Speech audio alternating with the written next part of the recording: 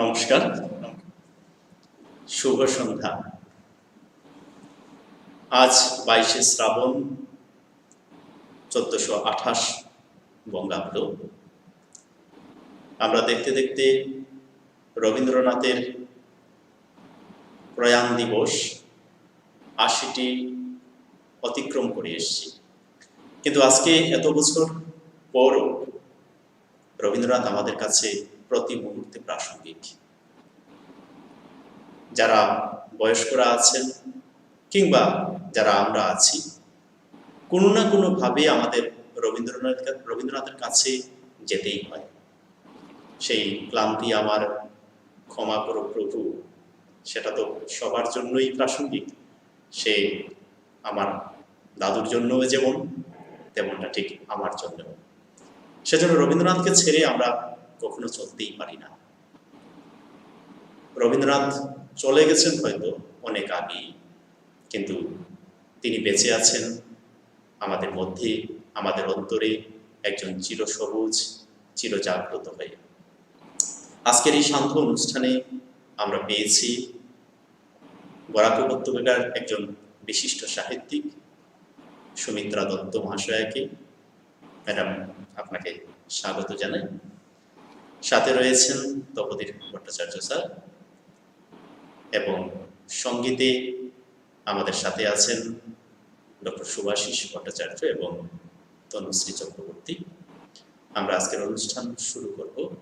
শুরুতেই আমি তনুশ্রী চক্রবর্তীর একটি গান পরিবেশন করতে অনুরোধ করব এবং তার গান দিয়েই আজকের অনুষ্ঠান আমরা শুরু করছি।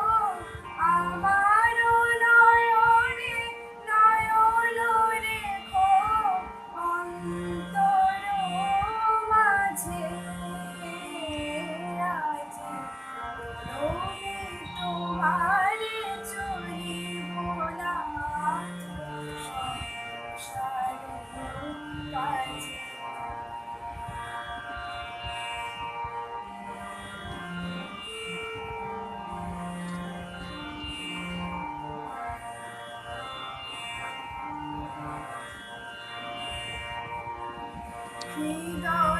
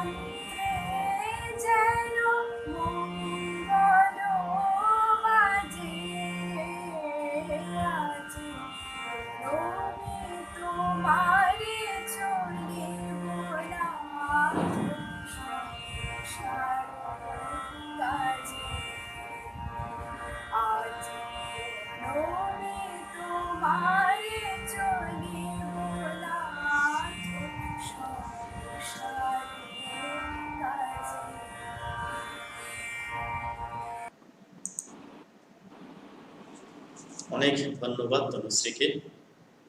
আমরা কবিগুরুকে শ্রদ্ধা এবং যথাযথ প্রণাম জানিয়ে আজকে তাকে স্মরণ করার যে অনুষ্ঠান আমরা আয়োজন করছি সে অনুষ্ঠান শুরু করছি।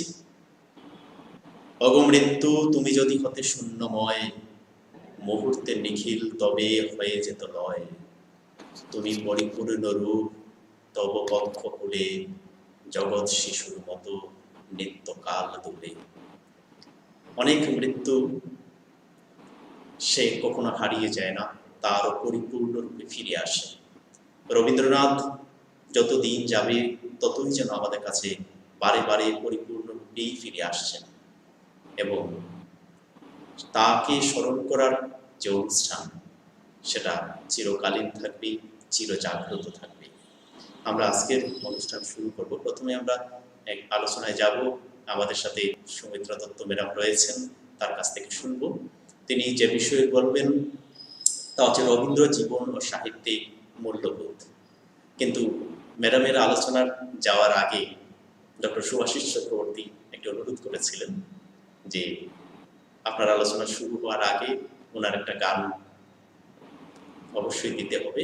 তো আমি এবারে সুভাষিস তার গান দর্শকদের জন্য পরিবেশন করতে অনুরোধ করবো, এবং তারপরে আমরা ম্যাডামের বক্তব্য শুনবো।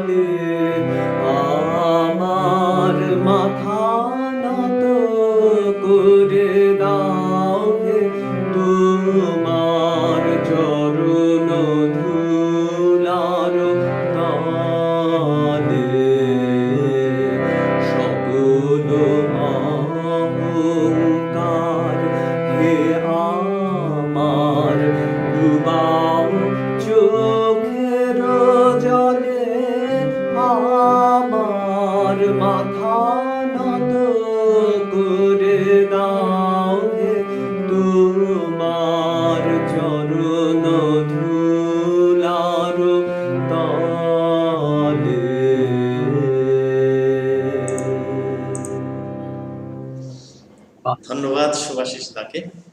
একটি অপূর্ব রবীন্দ্রসঙ্গীত, একটি নয়, আমরা দুটি অপূর্ব রবীন্দ্রসঙ্গীত শুনলাম এবং আমাদের অনুষ্ঠানের সূচনা স্বাভাবিকভাবেই খুব সুন্দর করে গড়ে দিলেন এই দুইজন গায়ক। আমি আপনাদেরকে ধন্যবাদ জানাই। এবারে আমরা আজকের অনুষ্ঠানের মূল যারা বক্তা রয়েছেন আমি তাদের কাছে যাব। প্রথমেই আমি সুমিত্রা ম্যাডামের কাছে যাব। ম্যাডাম আজকে যে বিষয় নিয়ে আমাদের আলোকিত করবেন তা হচ্ছে রবীন্দ্র জীবন ও সাহিত্যের মূল্যবোধ। ম্যাডাম, আমরা আপনার কাছ থেকে এই বিষয়ে কিছু মূল্যবান কথা শুনব। প্রথমেই বলি যে দুটো অপূর্ব সঙ্গীত দিয়ে আমাদের অনুষ্ঠানটা শুরু হলো, সেই দুটোর প্রাসঙ্গিকতা আরম্ভটা করেছিল যে গানটা দিয়ে, আজকে ৮০ বছর পরেও সেই গানটা কত প্রাসঙ্গিক। আর আমার আজকে সকালে যে ঘুম ভাঙলো একটা গান দিয়ে, তোমারই নামে নয়ন মেলিনু পুণ্য প্রভাতে আজি, আরেকটি কবিতা, সেটা প্রসঙ্গক্রমে আসব। আজকে ২২শে শ্রাবণ, যে দিনটাকে আমরা বাংলা তারিখেই চিনি, বাংলার রবি, বিশ্বের কবি রবীন্দ্রনাথ ঠাকুরের প্রয়াণ দিবস। এই দিনটি আমাদের রবীন্দ্র যাপনের দিন, রবীন্দ্র অনুধ্যানের দিন, রবীন্দ্র অবগাহনের দিন। তাকে নতুন করে পাবো বলে বারবার এই শালপ্রাংশু মহাভুজকে ছুঁয়ে চলা দিন। আমার আজকের প্রসঙ্গ রবীন্দ্র জীবনে ও সাহিত্যে মূল্যবোধ। রবীন্দ্রনাথের মূল্যবোধ দিয়ে যদি বলতে চাই, মানুষ, মনুষ্যত্ব, মানবিকতা, তার সঙ্গে বিশ্ববোধ, এই হচ্ছে রবীন্দ্রনাথের মূল্যবোধের আধার। আমরা সেই ১৯০৪ সালে তার স্বদেশী সমাজে দেখেছি এই সাঙ্গীকরণের কথা, সমাজবোধের কথা। আবার একেবারে শেষ পর্বে কালান্তরে দেখেছি এই সাঙ্গীকরণের কথা, এই বোধের কথা। সেগুলো তো অনেক পরের কথা। আমি শুরুতে যাই। রবীন্দ্রনাথের জন্ম আদি ব্রাহ্ম সমাজের বাড়িতে এবং খুব রক্ষণশীল পরিবারে। পিতামহ দ্বারকানাথ ঠাকুর।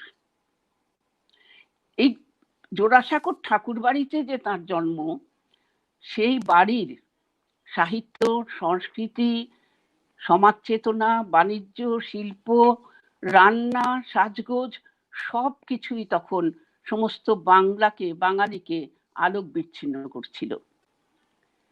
তার পিতামহ দেবেন্দ্র ঠাকুরের জীবনের যে সারাৎসার সংকল্প বাক্য, ওয়ার্ক উইল উইন, সেই ধ্রুব পদকে রবীন্দ্রনাথ জীবনে আত্মস্থ করে এই কর্মযোগের সাধনা করে গেছেন ৮০ বছরের বেগবান জীবনে। সেই সঙ্গে মহর্ষি পিতা দেবেন্দ্রনাথ ঠাকুর,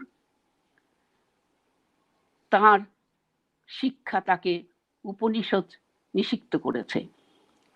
এই ব্রহ্মজ্ঞ কিন্তু গৃহী পিতার সংস্পর্শে এবং প্রভাবে তার জীবনের সমস্ত শিক্ষা উন্মোচিত হয়েছিল। ক্রমে আস্তে আস্তে নানা জায়গা থেকে তার অমেয় অর্জন। এই কারণেই রবীন্দ্রনাথের কণিক বিশ্ব থেকে তার আতত বিশ্বে বিচরণ, এক শিল্পী সত্তার মধ্যে বহু মানবের অবস্থান, এই হচ্ছেন রবীন্দ্রনাথ। এক কথায় বলতে গেলে কলোসেল মূর্তি। খুব ছোটবেলায় তার ভাগ্নে সত্যপ্রসাদের যত বানানো গল্প উনি নির্বিচারে বিশ্বাস করতেন।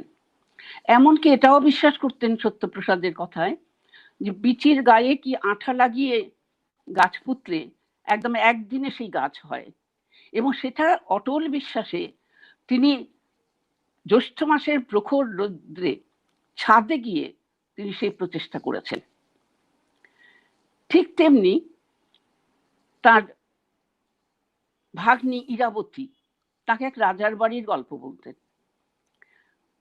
রবীন্দ্রনাথ জিজ্ঞেস করছেন সেই রাজার বাড়ি কোথায়, বলে এই বাড়িতেই। রবীন্দ্রনাথ আর খুঁজে পান না সেই বাড়ি, বারবার জিজ্ঞেস করেন এই বাড়িতেই? হ্যাঁ এই বাড়িতেই তো। রবীন্দ্রনাথের খোঁজা আর শেষ হয় না। গল্প স্বল্পতে আমরা সেই রাজার বাড়ির কথাটা পাই, এবং রাজার বাড়ি বলে একটি কবিতাও পাই। আমি কবিতাগুলো একটু দেখে দেখে পড়বো, কারণ আমার শব্দ পাল্টে যায়। আমার রাজার বাড়ি কোথায় কেউ জানে না সে তো, সে বাড়ি কি থাকতো যদি লোকে জানতে পেত। একটা সরল স্বচ্ছ দৃষ্টিভঙ্গির বালকের কথা, এতদিন এ কথাই আমার মনে হয়েছিল। সেই বলেছিলাম আমার সকালে ঘুম ভাঙার কথা। আমার সকালটা ঘুম ভেঙেছিল রবীন্দ্রনাথের একদম শেষ কবিতাটা দিয়ে, এবং সেখানে যেটা আছে, সহজ বিশ্বাসে পায় যেন তারে সহজ অন্তরে, সত্যের সে পায় আপন আলোকে ধৌত অন্তরে অন্তরে। এটা সরল বিশ্বাস ছিল, যে বিশ্বাসের কথা রবীন্দ্রনাথ আমৃত্যু বলে গেছেন, এই কবিতায় বলেছেন, সভ্যতার সংকটে বলেছেন, এই বিশ্বাসের কথা। এই বালকটিকে মাত্র 14 বছর বয়সী আমাদের যে প্রচলিত প্রাতিষ্ঠানিক শিক্ষা ব্যবস্থা, এই শিক্ষা ব্যবস্থার অসারতা বুঝতে পেরে তাকে বর্জন করেছিলেন। প্রবুদ্ধ সেই বালকটি কিন্তু তখন ম্যাকবেথ অনুবাদ করছেন। তখন 12 বছরের বড় দাদা জ্যোতিরিন্দ্রনাথের নাটক সরোদিনীতে তাৎক্ষণিকভাবে গান সংযোজন করে, তার জীবনের প্রথম গান, সেই নাটকের মূল্য বাড়িয়ে দিচ্ছেন, গুণগত মান বাড়িয়ে দিচ্ছেন। সেই বালকটি হিন্দু মেলায় বিরাট কবিতা, স্বরচিত কবিতা আবৃত্তি করছেন। সেই বালকটি সেই সময় স্বপ্রয়াণ, সারদা মঙ্গল এবং বিষবৃক্ষ পড়ছেন।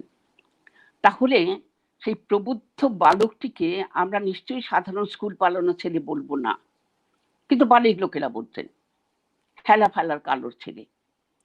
রবীন্দ্রনাথ বলছেন যে আমি যে কিছু করতে পারি, আমার বাড়ির লোকেরা সে ভরসা আমাকে করতো না, তাদের সব ভরসা হারিয়ে গেছিল।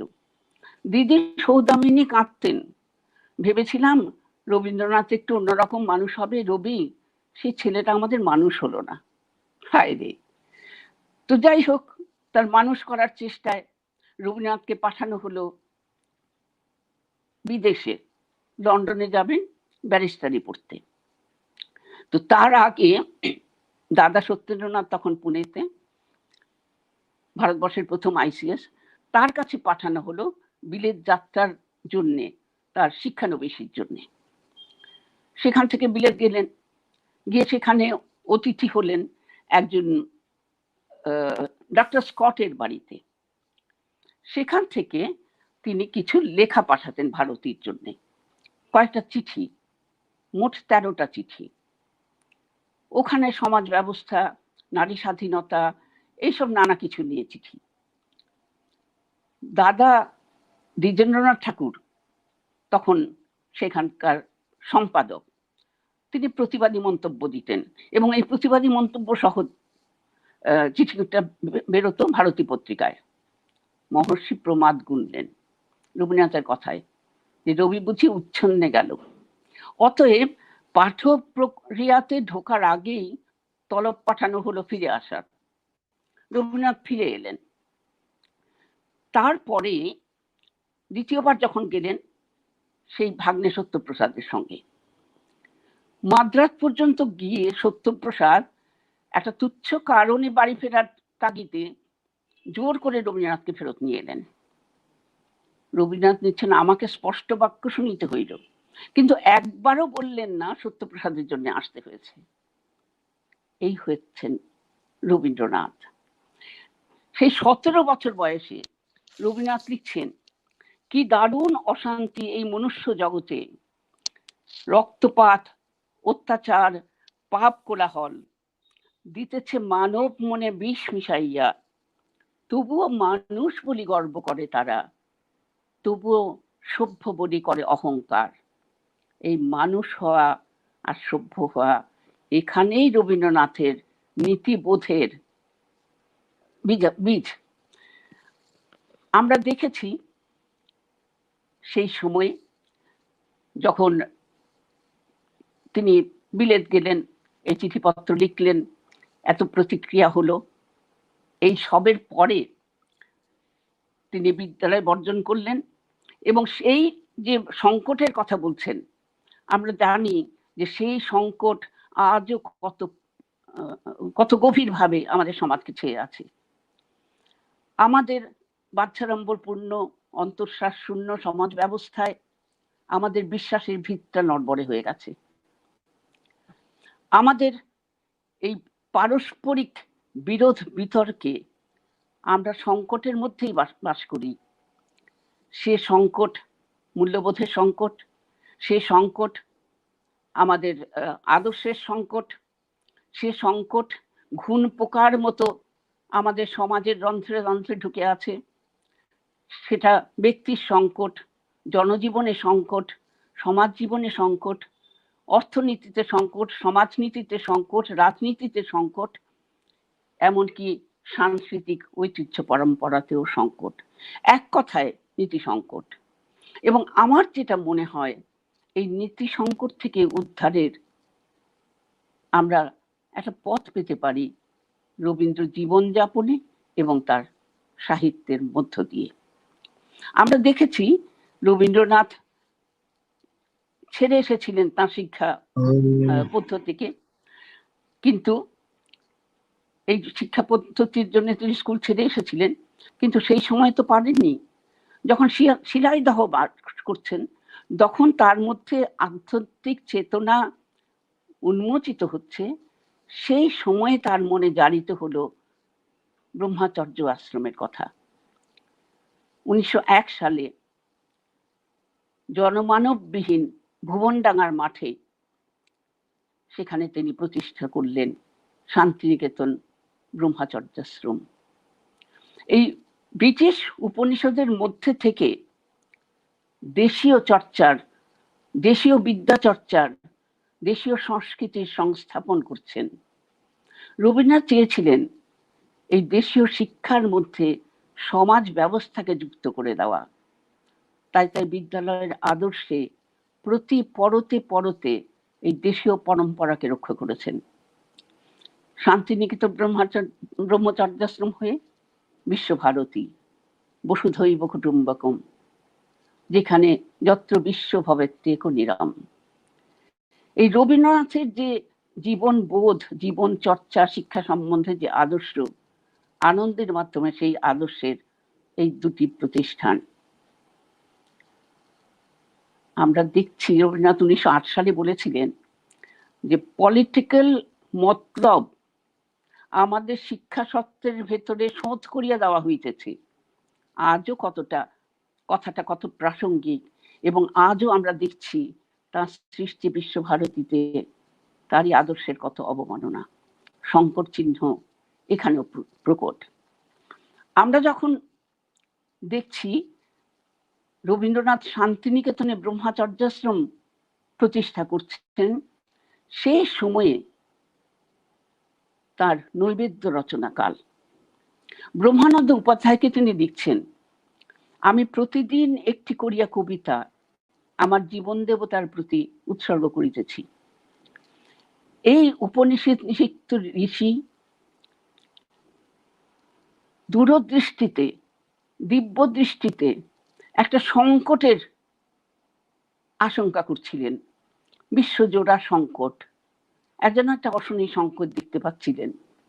সেই জন্যে প্রথম বিশ্বযুদ্ধ আরম্ভ হওয়ার বহু আগেই তিনি নাগরিক সভ্যতার থেকে, নগর সভ্যতা থেকে মুখ ফিরিয়ে পল্লীর দিকে রওনা হচ্ছেন। দাও ফিরে সে অরণ্য, লও সে নগর, লও সে নগর।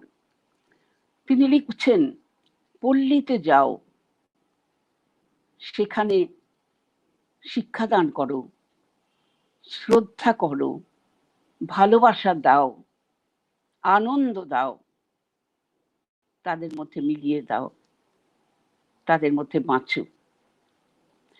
এই যে তার জীবন বোধ, তিনি তার কাব্যে, তার সাহিত্যে, তার কর্মে, তার যাপনে আমাদের মধ্যে ঢুকিয়ে দেওয়ার আপ্রাণ চেষ্টা করেছেন।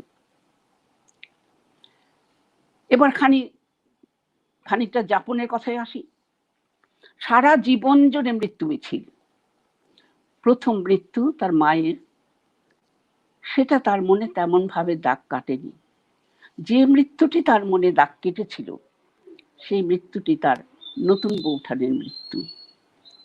নতুন বৌঠানের কাছে তিনি অশেষ স্নেহ পেয়েছিলেন এবং এই কথাগুলো তিনি বারবার লিখেছেন। ছোটবেলা হইতে বালকরা যে স্নেহ মেয়েদের কাছ হইতে পাইয়া থাকে, আমি তার থেকে বঞ্চিত ছিলাম। এই কথা আমরা জানি। ভৃত্য রাজতন্ত্রে পারিবারিক প্রথা অনুযায়ী, বোনেরই বাড়ির প্রথা অনুযায়ী সেভাবেই মানুষ হয়েছেন রবীন্দ্রনাথও।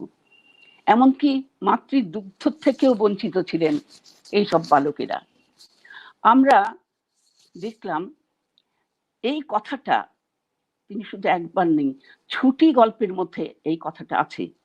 এই গল্পটা আছে ছোট মেয়ে মীরা দেবীকে লেখা চিঠিতে, নানা প্রসঙ্গের উল্লেখ আছে। এই প্রথম স্নেহ তিনি পেয়েছিলেন কাদম্বরী দেবীর কাছে, তার নতুন বৌঠানের কাছে। তাই তার মৃত্যু তাকে বিচলিত করেছিল।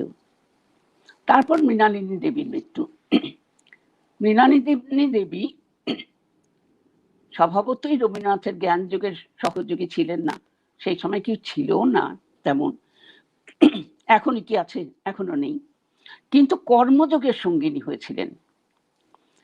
এই শান্তিনিকেতন ব্রহ্মচর্যাশ্রমে মৃণালিনী দেবীর অবদানের কথা রবীন্দ্রনাথ লিখেছেন। বিশেষত মৃণালিনী দেবীর মৃত্যুর পরে লিখেছেন, একে একে 3 সন্তানের মৃত্যু। পুত্র সম ভ্রাতুষ্পুত্র বরেন্দ্রনাথের মৃত্যু, দৌহিত্র নীতীন্দ্রনাথের মৃত্যু। কিন্তু এই সব কিছুকে কি অসম্ভব সহিষ্ণুতায়, অসম্ভব ধৈর্যে সেটা গ্রহণ করেছেন, সে কথা আমরা ভাবতে পারি না। সেটা হয়তো রবীন্দ্রনাথ বলেই সম্ভব। তিনি আমাদের মৃত্যু চেতনাকে পাল্টে দিয়েছেন।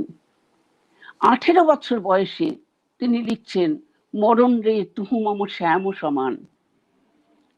পরবর্তীকালে লিখছেন, জীবন বধূ হবে তোমার নিত্য অনুগতা, মরণ ওগো মরণ তুমি কও আমারে কথা। অনেক কথা যেটাতে আমাদের মৃত্যু চেতনাকে পাল্টে দিচ্ছেন, মৃত্যু ভয়কে পাল্টে দিয়েছেন, পাল্টে দিয়েছেন আমাদের প্রার্থনার স্বরূপকে। সুভাষিস গাইল, আমার মাথা নত করে দাও হে তোমার চরণ ধুলার তলে। আজকের এই আত্মপ্রচারের ঢক্কানি নাদের সময় নিজেরে না জানা করি প্রচার আমার আপন কাজে, তোমার ইচ্ছা করো হে পূর্ণ আমার সকল কাজে। বলছেন, আমার মাথা নত করে দাও হে তোমার চরণ ধুলার তরে। নিজেরে করিতে গৌরব দান, নিজেরে কেবলই করি অপমান, আপনারে শুধু ঘিরিয়া ঘুরিয়া ঘুরে মরি পলে পলে। এ আমাদের কাছে নীতিপাঠ তো বটেই। এই মৃত্যু মিছিলের পর, শুধু যে মৃত্যু মিছিলকে বলতে গেলে অনেক কথা, যে তিনি যে ধারণ ও বহন করেছিলেন যেভাবে, সাধারণ মানুষের পক্ষে সেটা সম্ভব নয়। শুধু কি এই বেদনা, শুধু কি এই কষ্ট, তার সাহিত্য আক্রান্ত হয়েছে বারবার কটাক্ষে, ঠিক সাহিত্য জনচিত ভাবে নয়। রবীন্দ্র বিরোধী সুরেশ সমাজপতি, তারপরে কালীকৃষ্ণ বিদ্যাবিশারদ, ক্ষণে ক্ষণে বিপিন পাল, দ্বিজেন্দ্রলাল রায়, অনেকে যেন সপ্তরথীর মার। রবীন্দ্রনাথ বহন করেছে সবকিছু। এই রবীন্দ্রনাথ, দ্বিজেন্দ্রলাল রায় তার রচনা সম্ভারকে ক্রমে ক্রমে আক্রমণ করেছেন। তার গানগুলিকে, প্রেমের গানগুলিকে বলেছেন অভিসারিকার গান, বলেছেন বিলিতি টপ্পা, বলেছেন সমাজের আদর্শ হননকারী। চিত্রাঙ্গদাকে বলেছেন এই কাব্যনাট্যকে ধ্বংস করা উচিত, পুড়িয়ে দেওয়া উচিত, দগ্ধ করা উচিত। কালীকৃষ্ণ বিদ্যাবানেদের শানিত কলম আরো শানিত। তিনি লিখছেন রবীন্দ্রনাথের কবিতা নিয়ে, আমি দেখে পড়ছি। আয়রে তোরা কে দেখতে যাবি, ঠাকুর বাড়ির মস্ত কবি, উড়িস নেড়ে পায়রা কবি, খোপের ভেতর থাক ঢাকা, তোর বকবকানি ফোঁসফোসানি সেও কবিত্বের ভাব মাখা। ভাবা যায় রবীন্দ্রনাথের কবিতা নিয়ে বলছেন। রবীন্দ্রনাথ নীরব রইলেন। দ্বিতীয় সংস্করণে এটা করিও কোমলে ছিল, সেটা তুলে নিলেন। 1 বছর পরে তিনি তার উত্তর দিলেন কাব্যিক ভাষায়, মানসী কাব্যগ্রন্থে। কবিতাটা পড়লে চোখে জল আসে। আমি সামান্য বলবো। তিনি লিখছেন নিন্দুকের প্রতি। হোক ধন্য তোমার যশ, লেখনী ধন্য হোক, তোমার প্রতিভা উজ্জ্বল হয়ে জাগাক সপ্তলোক। যদি পথে তব দাঁড়াইয়া থাকি, আমি ছেড়ে দেব ভাই, কেন হীন ঘৃণা, ক্ষুদ্রতার দেশ, বিদ্রুপ কেন ভাই। তারপরেই বলছেন ধন্য হোক তোমার যশ, লেখনী ধন্য হোক, তোমার প্রতিভা উজ্জ্বল হয়ে জাগাক সপ্তলোক। এই হচ্ছে রবীন্দ্রনাথের প্রতিবাদ, এই হচ্ছে রবীন্দ্রনাথের সহনশীলতা।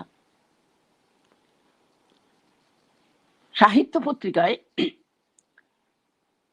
সম্পাদক সুরেশ সমাজপতি, রবীন্দ্র বিরোধী, তার যে স্নেহভাজন হেমেন্দ্র কুমার রায় লিখলেন প্রণয়ের পরিণাম, একটা গল্প। আমি এ বাড়ির ছোট ছেলে দিয়ে আরম্ভ। কি অশালীন অশোভন ভাষায় জোড়াসাঁকোর ঠাকুর বাড়িকে বর্ণনা করা হয়েছে। আর সেখানে এই যে রবীন্দ্রনাথ যখন শিক্ষানবিশকারী পুনেতে গিয়েছিলেন, তাকে একজন অত্যন্ত উচ্চ ব্রাহ্মণ শিক্ষিত বিত্তবান বাড়িতে তার শিক্ষানবিশির জন্য পাঠানো হয়েছিল। সেই বাড়ির সুন্দরী ব্রাহ্মণ কন্যা আন্না তর্খরকে এই গল্পে বানিয়ে দেওয়া হলো মালির কন্যা, এবং রবীন্দ্রনাথ সম্বন্ধে তার কথা জীবন জড়িয়ে নানা রকম বিচ্ছিরি কথা। রবীন্দ্রনাথের এটা পড়ে দাদা জ্যোতিরিন্দ্রনাথ ঠাকুর বললেন, আর যদি বঙ্কিমচন্দ্র থাকতেন তাহলে এর প্রতিবাদ করতেন, যথাযোগ্য জবাব দিতেন। দিদি সৌদামিনী চোখের জলে ভেসে বললেন, হায় রে, রবিকে মিছিমিছি কত লাঞ্ছনা সহ্য করতে হয়। দেবেন্দ্রনাথ ঠাকুর তখন চোখে দেখতে পান না, ভালো করে কানে শুনতে পান না, সেটা রক্ষা। এ তো রবীন্দ্রনাথের জীবৎকালে। রবীন্দ্রনাথ বিচলিত হলেন, সাময়িক বিচলিত। তিনি জগদীশ বসু এবং প্রিয়নাথ সেনকে লিখলেন। ইদানিং তিনি সাহিত্য পত্রিকা পড়তেন না, এত অশ্লীল ভাবে তাকে আক্রমণ করা হতো, তিনি সাহিত্য পত্রিকা পড়তেন না। তিনি লিখছেন, আমি সাহিত্য পড়ি নাই, প্রিয়জনদের মুখে, আত্মীয় স্বজনদের মুখে এরকম শুনলাম কি বেরিয়েছে, একটু পড়ে দেখো তো তোমরা, এবং যদি ভাবো তো বন্ধুকৃত্য করো। 2 দিন পরে রবীন্দ্রনাথ স্থিতধী লিখলেন, তোমাদের কিছু লিখতে হবে না, কোনো দরকার নেই। সমুদ্র শুকিয়ে যায়, দাবানল নিভে যায়, এই নিন্দুকের লেখা কতদিন আর থাকবে। রবীন্দ্রনাথ ক্ষমা করে দিলেন। তিনি কখনো প্রতিবাদ করেননি, কিন্তু যখনই বন্ধু বান্ধব প্রতিবাদ করতে চেয়েছে তখন তিনি বলেছেন নিজে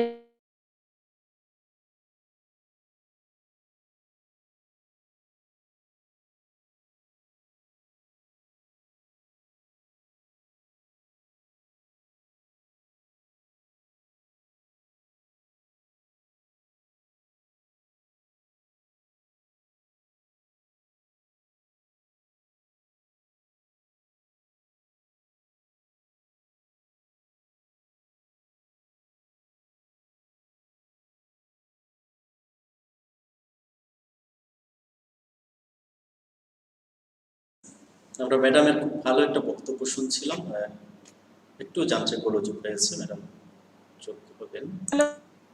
বুঝলাম না এসেছি কেন চলে গেল বুঝলাম না। রবীন্দ্রনাথ ওই যে কাউকে প্রতিবাদ করতে দিতেন না, আর আমাকেও দিচ্ছেন হ্যাঁ ম্যাডাম বলুন।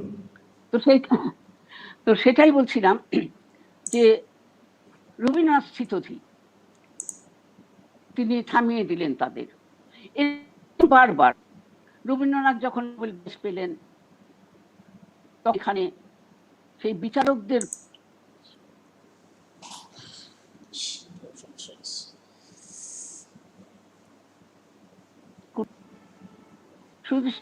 শুধু এই নয়, শোনা যাচ্ছে কি? শুধু তাই নয়, এই নোবেল প্রাইজ নিয়ে সেই নোবেল প্রাইজ নিয়ে কুটিল কটাক্ষ হলো এবং সেই সময় রটিয়ে দেওয়া হলো রবীন্দ্রনাথের আবার বিয়ে করেছেন এমন একটা সংবাদ।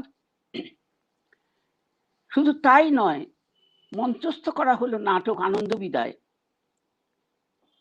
রবীন্দ্রনাথ প্রতিবাদ করেননি, বেঙ্গলি পত্রিকার প্যারীমোহন নিয়োগী প্রতিবাদ করেছিলেন। সবসময়ই তিনি যে প্রতিবাদ করেছে তাকে বাধা দিয়েছিলেন, থাক বলতে যেও না, নিজের নামে ধুলো ওড়াতে চাই না।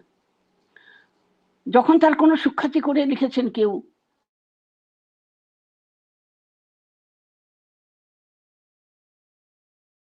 তখন তো এই সম্পর্ককে নষ্ট করে তুমি করছো, কারো হয়তো সেটা মনে আঘাত লাগবে, কাজের দরকার নেই।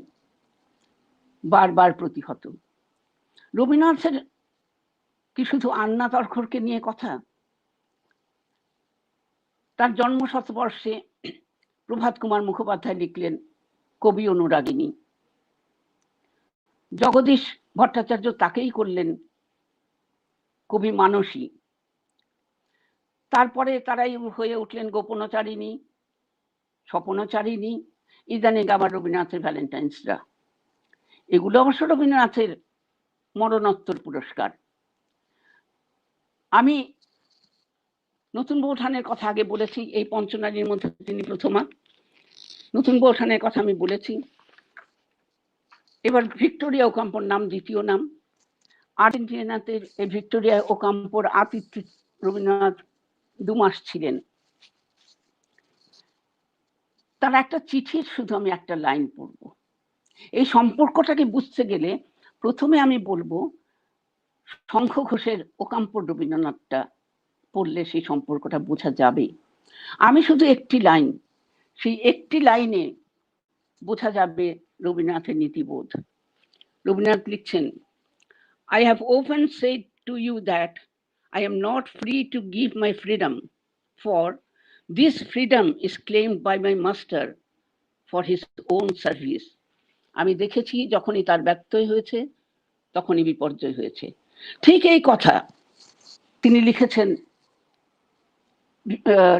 রানুকে, কিশোরী রানুকে।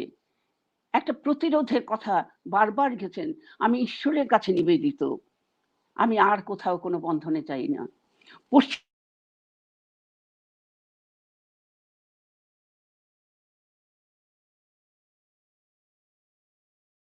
পিষ্ট করে।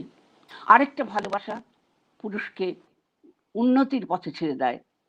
উদাহরণ দিয়েছিলেন, ভীম, দ্রৌপদীর ভালোবাসা ভীমকে বল দিয়েছিল, ক্লিওপেট্রার ভালোবাসা অ্যানির বল কেড়ে নিয়েছিল। তাই রবীন্দ্রনাথের ভালোবাসার স্বরূপটাই হচ্ছে এরকম। আমরা সেই জন্য বলছিলাম যে আমরা যদি রবীন্দ্রনাথের জীবন স্মৃতি, রবীন্দ্রনাথের ছেলেবেলা, রানীচন্দ্রের আলাপচারিত্রা, নির্মল কুমারী মহানবমীশের 22শে শ্রাবণ, প্রতিমা ঠাকুরের নির্বাণ, দিলীপ রায়ের সঙ্গে আলাপচারিত তীর্থঙ্কর, রবীন্দ্রনাথের চিঠিপত্র, এগুলো মন দিয়ে পড়ি, তাহলে রবীন্দ্রনাথকে চিনতে আমাদের একটু অসুবিধে হবে না, তার মূল্যবোধকে বুঝতে অসুবিধে হবে না, তার মূল্যবোধকে গ্রহণ করতে আমাদের বাধিত করবে। এইভাবে আমরা তাকে পেতে পারি, পেতে চেয়েছি। আমরা এটা দেখেছি যে দিলীপ রায়কে রবীন্দ্রনাথ অসম্ভব স্নেহ করতেন, যদিও তার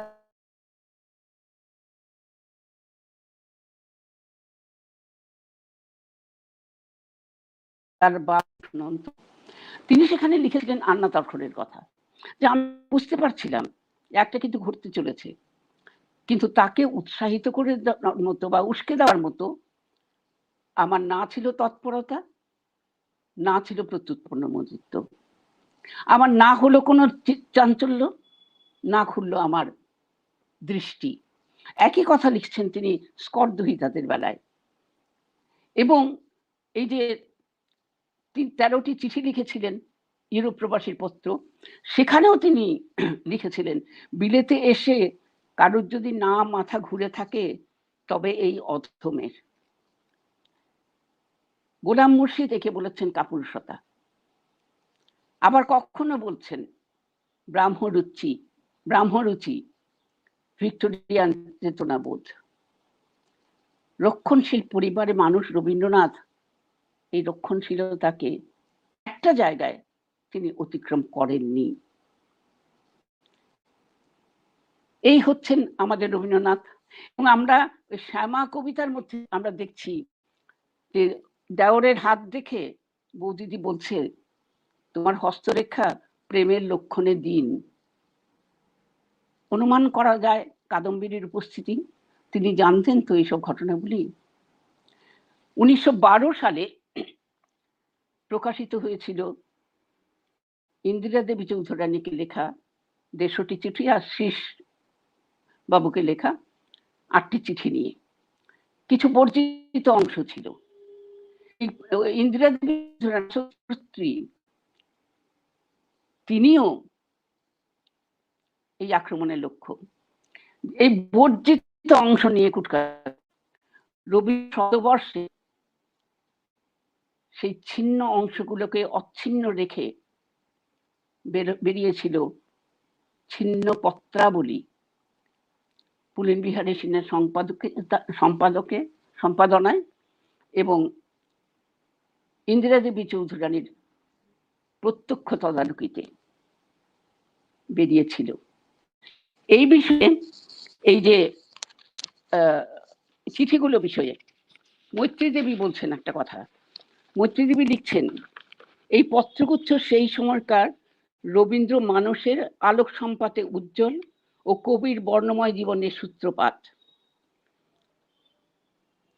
মনীষার আবির্ভাব হয়েছিল তার মধ্যে, কি বললাম না, জীবনের সূত্রপাত।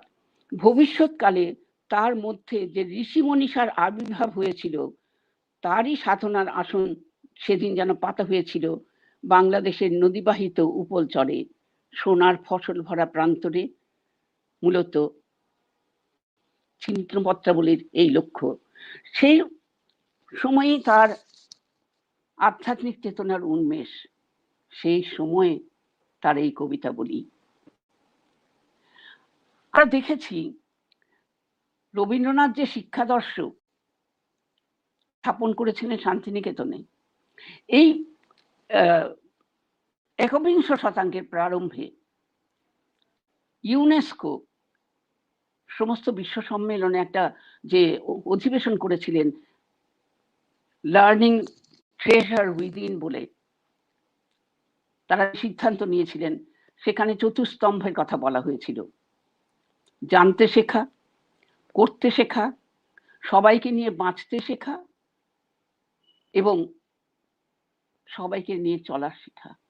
এই 4টে স্তম্ভ কিন্তু ভারতবর্ষের প্রাচীন ভারতবর্ষের শিক্ষানীতির অঙ্গ, যেগুলো রবীন্দ্রনাথ তার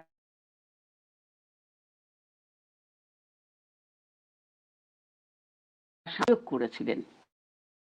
তাহলে তিনিও সে 80 হোক, 90 হোক, 100 বছর পেরিয়েই হোক, আজকের দিনেও একজন প্রাচ্যের চিন্তানায়কের শিক্ষা দর্শনী আজও বিশ্বের পথ নির্দেশক।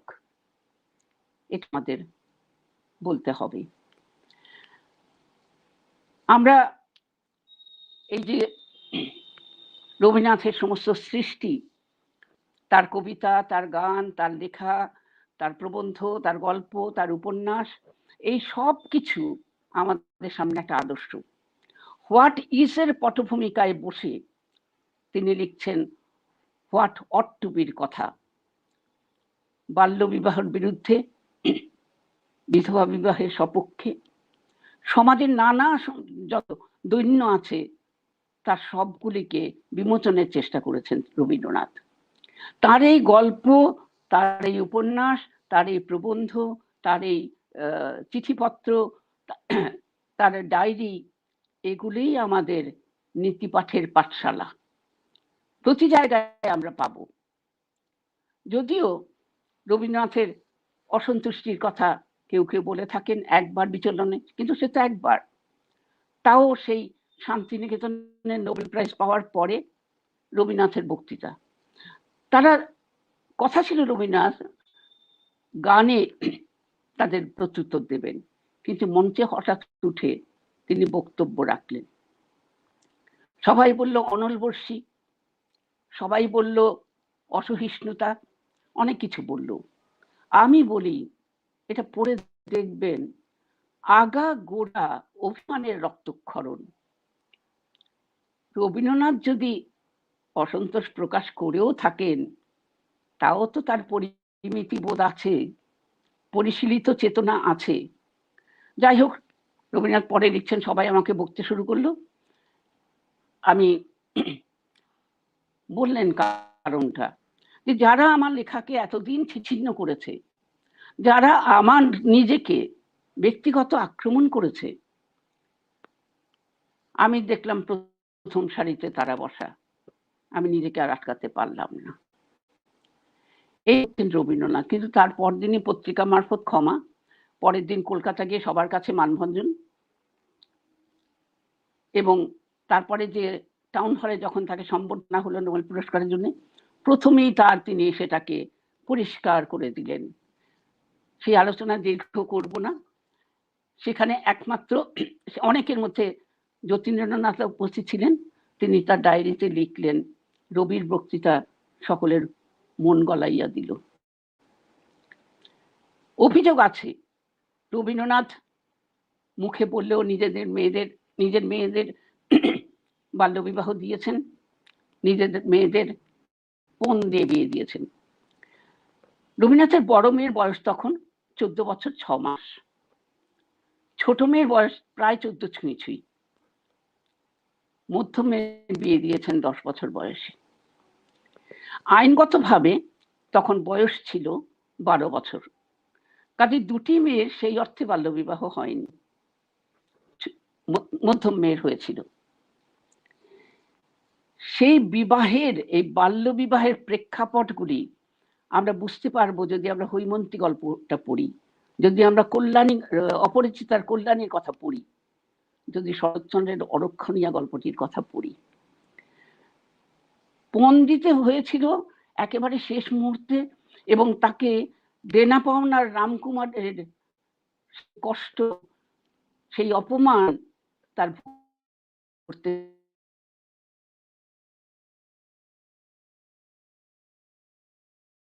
হয়েছে।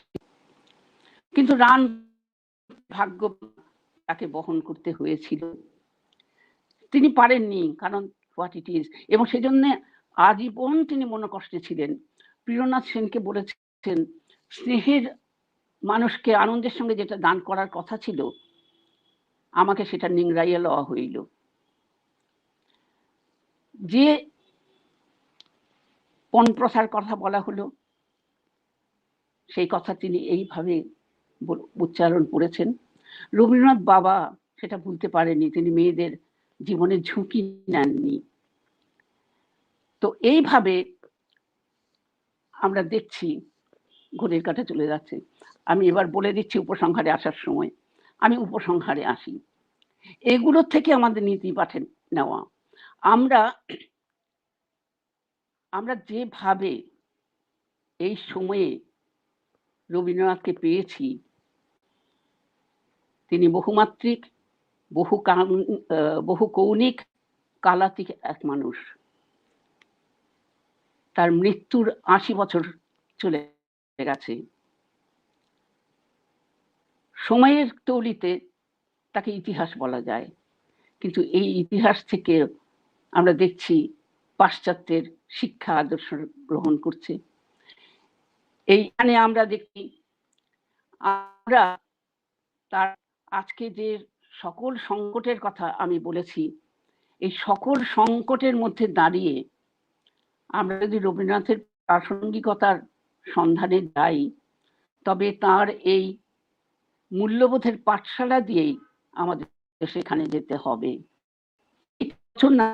তার যাপন, তার জীবনটা, তার জীবন বেদ, তার সহিষ্ণুতা, তার সমস্ত কিছুতে অচঞ্চল থাকা, এই যে জীবন বেদ, এই নীতি পাঠশালা থেকেই আমাদের শিক্ষা নিতে হবে। আমাদের এই গন্ধমাধবের কাছেই বারবার হাত পাততে হবে বিশল্যকরণীর সন্ধানে। তপতির বাবুর সৌজন্যে এবং বিশ্বজিতের ব্যবস্থাপনায় আমার আজকে একটু রবীন্দ্র প্রণাম করার সুযোগ হলো, নিজেকে ধন্য মনে করছি। শেষ করলাম। অনেক মূল্যবান কিছু কথা আপনি বলেছেন, ভীষণ ভালো লাগলো। রবীন্দ্রনাথ বারবার ঘুরে ফিরে আপনার কথায় যেটা প্রমাণিত হয়েছে যে তিনি সর্বক্ষণই প্রাসঙ্গিক। একেবারে ওনার বাল্যকাল থেকে শুরু করে ওনার নীতিবাদ থেকে উনি কিভাবে বড় হয়েছেন, প্রতিটি বিষয়ে তিনি আপনি ছুঁয়ে গেছেন, এবং সমাজ সংস্কারকের জায়গা এটাও আপনি ধরেছেন।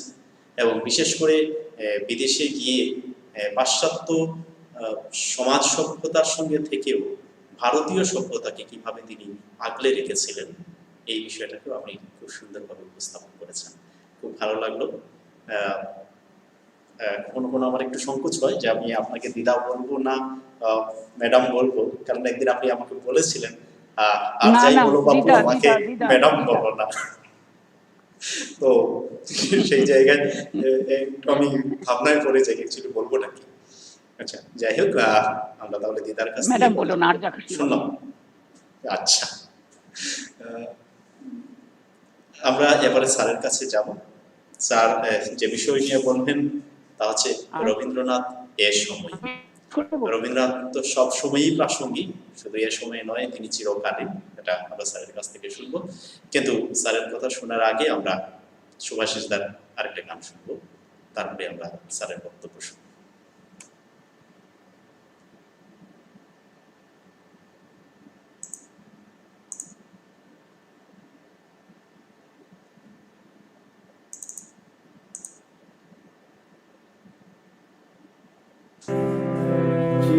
সখা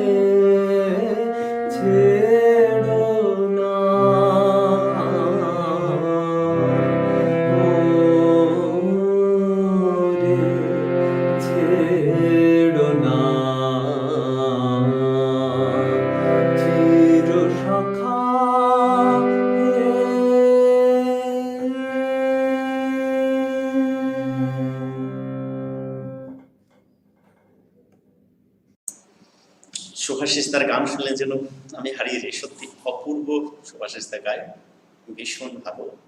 এবং সুভাষিস দা রবীন্দ্রসঙ্গীতের একটি নতুন ঘরানা তৈরি করেছে। এবং সুভাষিস দা এটাও বলে যে ও গান শেখাতে যতটা ভালোবাসে, গান যদিও গাইতে নাকি তার অতটা ভালো লাগে না, কিন্তু শেখাতে তার খুবই ভালো লাগে। তো এটা আমাদের কাছে একটা সুভাষিস দার কাছে বড় প্রাপ্তি যে সুভাষিস দা একজন শিক্ষক হিসেবে পরবর্তী প্রজন্মকে করে দিয়ে যাচ্ছে, যা আরো হয়তো সুভাষিস দা এভাবে তৈরি হবে। তো এই অপূর্ব গানের পর আমি সুভাষিস দাকে ধন্যবাদ জানাই যে এত সুন্দর একটা গানকে আমাদের দেওয়ার জন্য। এবার আমি স্যারের কাছে যাব, স্যার বলবেন রবীন্দ্রনাথ এ সময়ে এই বিষয় নিয়ে। স্যার। শুরুতেই বলি যে পরপর আলাদা সময়ে দুটি অসাধারণ এবং গান আমাদের শোনালো শুভাশিস। তবে সবচেয়ে বড় কথা, অতিশয় সুনির্বাচিত দুটি গান, এটা না বললে নয়। আজকের যে অনুষ্ঠান শুরু হলো, যার গান দিয়ে তনুশ্রী, তাও ছিল বেশ নির্বাচিত। আমার যা বক্তব্য তা পেশ করার আগে আমি নিঃসন্দেহে বলবো যে একটু আগে আমরা সবাই খুবই অভিনিবেশ দিয়ে যার কথা শুনলাম, শ্রীমতী সুমিত্রা দত্ত, এবং যে বিষয় নিয়ে তিনি বললেন, এই সময় এর চেয়ে বেশি কিছু জরুরি আর কিছু হতেই পারে না। এবং বস্তুত নিজেরও জীবন যাপনে তিনি যে বিষয়ে বললেন, সেই মূল্যবোধের তিনি প্রতিনিধিত্ব করছেন। সেই বিরল সেই মানুষগুলোর মধ্যে তিনি একজন, যিনি তার উত্তর প্রজন্মকে তার মতো করে একটা পাঠ দিয়ে চলেছেন।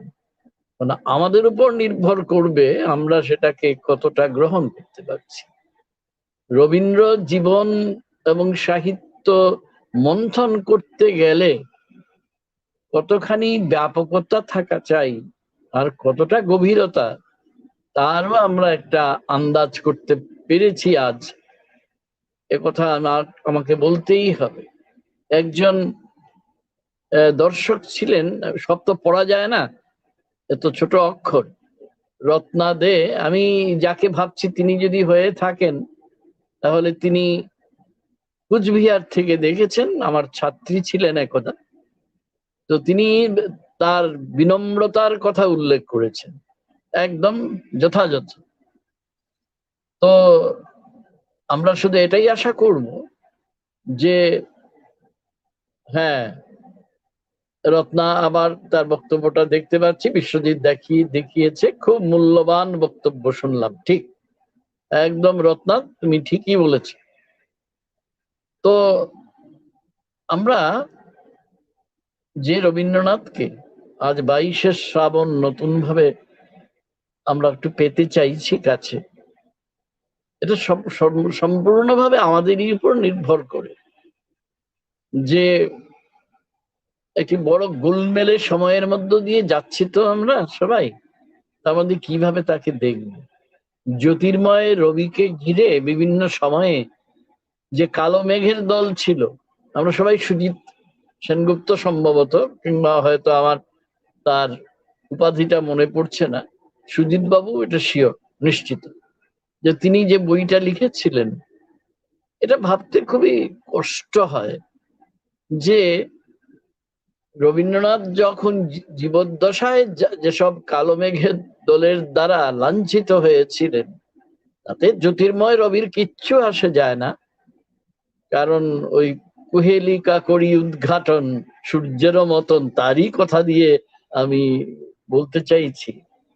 কিন্তু কিন্তু একটু যন্ত্রণা হয় তখন, যখন শুধুমাত্র যে চট জলদি বিক্রি হবে এই আশায় কয়েকজন মানে লোকজনের কাছে বিখ্যাত দু একজন, খুব বেশি না, তারা এই যে গুরু নিন্দা, তিনি তো আমাদের আচার্য বাঙালি জাতির, তিনি আমাদের মহাগুরু, তাকে নিন্দা করে জঘন্যভাবে কুৎসা বিতরণ করে যান। সমস্ত সম্পর্কের মধ্যে ওই একটা চটুল হিন্দি গানের কলি বলা এখানে মানাবে না, কিন্তু আমার মনে পড়ে যাচ্ছে, কি করব, যে বাংলা করেই বলি, যারা চোর তারাই সবাইকে চোর দেখতে চায়। কিন্তু থাক, একটু আগে সুমিত্রা দি আমাদের শোনাচ্ছিলেন যে রবীন্দ্রনাথ কিভাবে উপেক্ষা করেছিলেন, আমরা তা উপেক্ষাই করব। তো আমার আজকের তো কথা বলার বিষয় যেটা নিয়ে আমি নির্বাচন করেছি বিশ্বজিতের সঙ্গে কথা বলে, যে রবীন্দ্রনাথ এ সময়ে, তো এটা হয়তো প্রতি বছরই আমরা নতুন করে আলাপ করতে পারি। আমরা এই জন্য নতুন করে আলাপ করতে পারি কারণ অনন্ত সময়ের মধ্যে যে টুকরো সময়, যে খণ্ড কালের মধ্যে আমরা বাস করছি, সে তার নিজস্ব চেহারা নিয়ে, চরিত্র নিয়ে, প্রবণতা নিয়ে আমাদের কাছে আসছে। আর যার প্রয়াণের ৮০ বছর পূর্তি হলো আজ, এবং কি বিস্ময়কর ভাবে ওই তারই কথা দিয়ে বলি, বড় বিস্ময় লাগে হেরি তোমারে, যে তিনি ওই প্রাসঙ্গিক শব্দটা ব্যবহৃত হয়েছে, আমি এই শব্দটাকে এড়িয়ে গিয়ে বলি, তিনি আমাদের তর্জনী সংকেতে ডাকছেন, বাড়িয়ে দিয়েছেন তার হাত, সেই হাতটা যেন আমরা ধরি এই আকাঙ্ক্ষায়। অর্থাৎ তিনি মৃত্যুর পরে আরো দীর্ঘতম পায়ে হেঁটে চলেছেন, কিন্তু কিভাবে সেটা তো আমাদেরই বুঝতে হবে।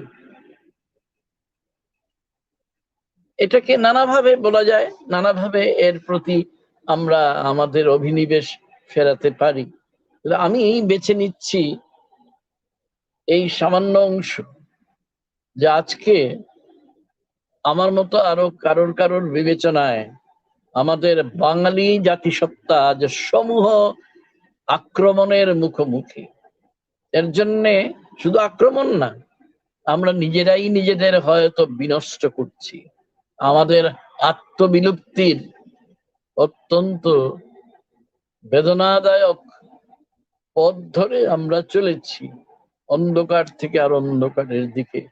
এই সময়ে যে মানুষটি আমাদের শুনিয়েছেন, দীপালিকায় জ্বালাও আলো, জ্বালাও আলো, আপন আলো, আপন আলো, এটা বাইরে থেকে আলো নয়, আসা নিয়ে আসা নয়।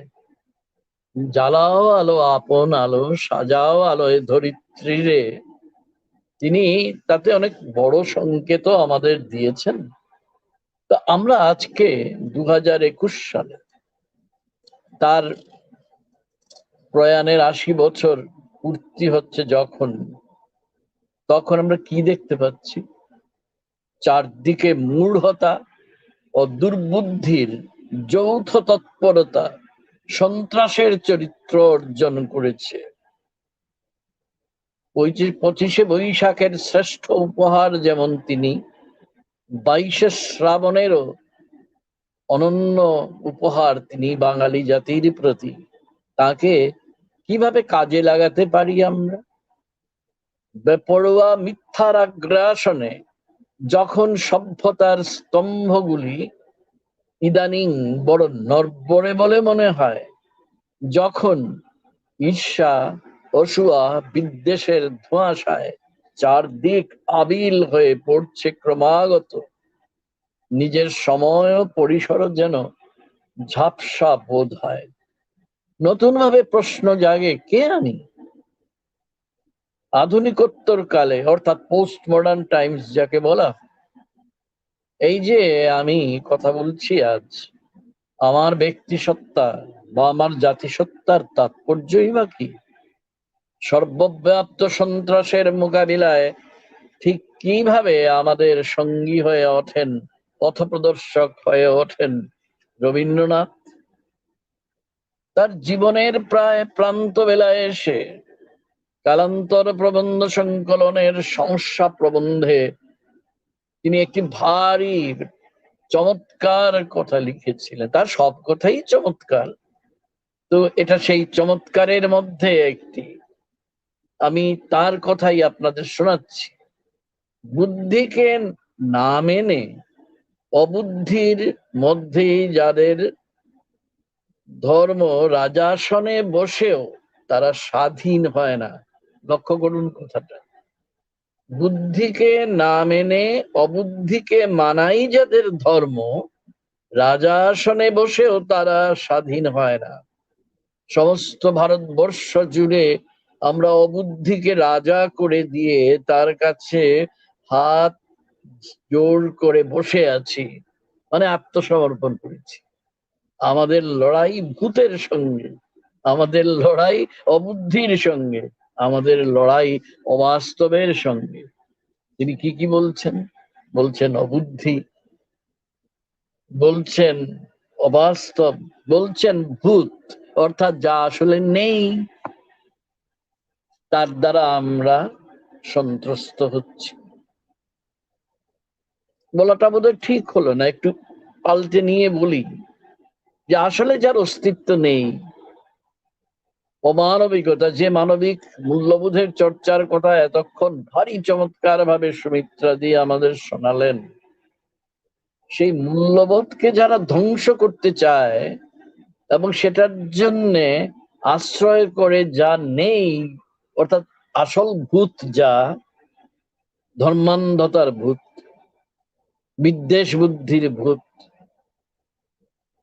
তারপর বর্ণাশ্রম প্রথার সাহায্য নিয়ে কে ছোট কে বড় এই সমস্ত হিসেবের ভূত, এর বিরুদ্ধে, এটাই তো বুদ্ধি, এর বিরুদ্ধে না লড়লে হবে? রবীন্দ্রনাথ এ সময় তো আমাদের অবুদ্ধির বিরুদ্ধে লড়াইয়ের কথাটা বলেছেন। কিন্তু কি আশ্চর্য, কয়েক বছরে যেন সবকিছু গা সহা হয়ে গেছে আমাদের, এবং এইখানেই তো বিপর্যয়।